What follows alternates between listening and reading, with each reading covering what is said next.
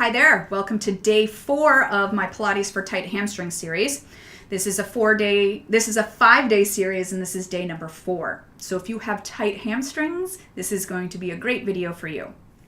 My name's Gretchen, your virtual Pilates instructor as well as founder of Balance to the Core. I'm here every week with a new tutorial, so please hit that subscribe button along with the little bell to get notified whenever I have a new video.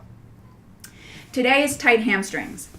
So what I'm going to show you are some exercises that I see a lot of my clients struggling with who have legs that are overtaking the movement rather than the abdominals. So the reason why this is so important is in your Pilates practice is you are practicing what you should be doing in everyday living. That's what I love about Pilates. It's working and fine-tuning so that you can learn how to have your abdominals take over all of your movements so it protects and supports you and makes your movement more efficient. And you're going to feel so much better in your daily living when you're actually using your abdominals rather than your back or your leg muscles, and that's what leads to injury and overuse and pain. So the double leg stretch, the double straight leg, the corkscrew, all have you in a lying down position at some point with your legs either reaching or sort of bending and reaching. So we have the double leg stretch.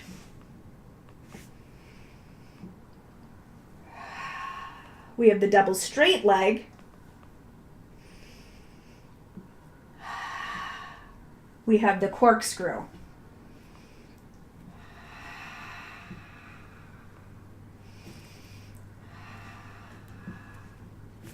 So all 3 of these exercises takes a lot of abdominal power with the legs in a lengthened position. So it's very easy for the legs to take over and also very difficult for you to keep the legs straight without them gripping somewhere and getting you out of alignment.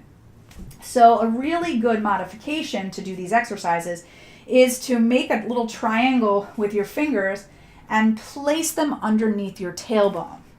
So that when you bring your legs up, what it's done is it's tilted your pelvis towards you, which alleviates your back.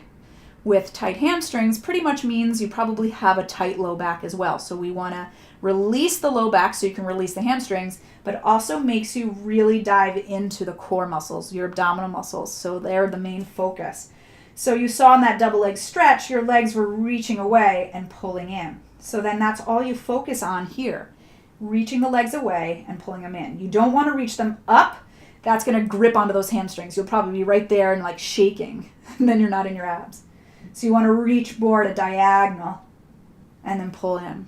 Okay? And just focus on anchoring the belly and pulling in. The second one is double straight leg.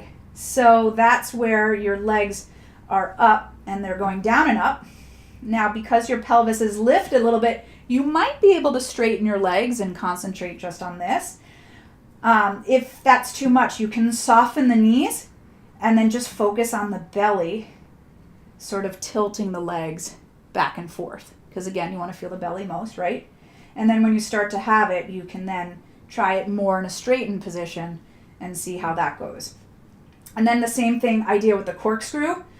That's where you're circling it around.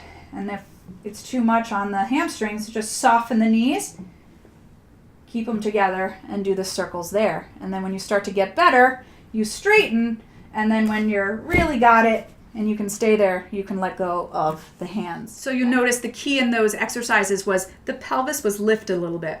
So it helped alleviate the low back, which helped alleviate the hamstrings. As I've said numerous times, it's all about the abdominals. Make them be in control of the movement. So if softening the knees means you can feel your abs more, do that. And then be very explorative. Like every day you're going to be different because our bodies are different every day. So listen to your body that day. And if maybe one day you can straighten the legs and feel the abdominal and feel the abs, then do it. Practice that. But maybe the next day you won't be able to. So that's all right, just going back and forth. But the key is you're listening to your body. You're giving you what your body needs. And that's what's most important because we want to keep the intention of the exercises.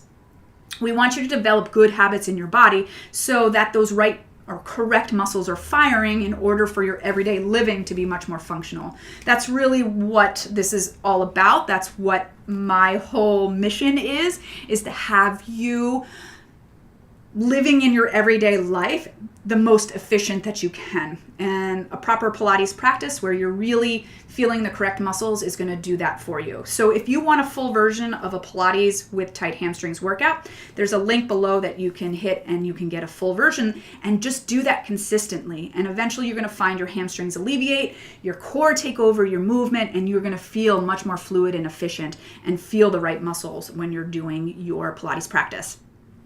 So I have one more video in this series, so I will be back tomorrow to give you that. So please stick around and hit that subscribe button so you don't miss my videos. I really want to have you here. Thanks so much for watching, and I will see you tomorrow. Take care.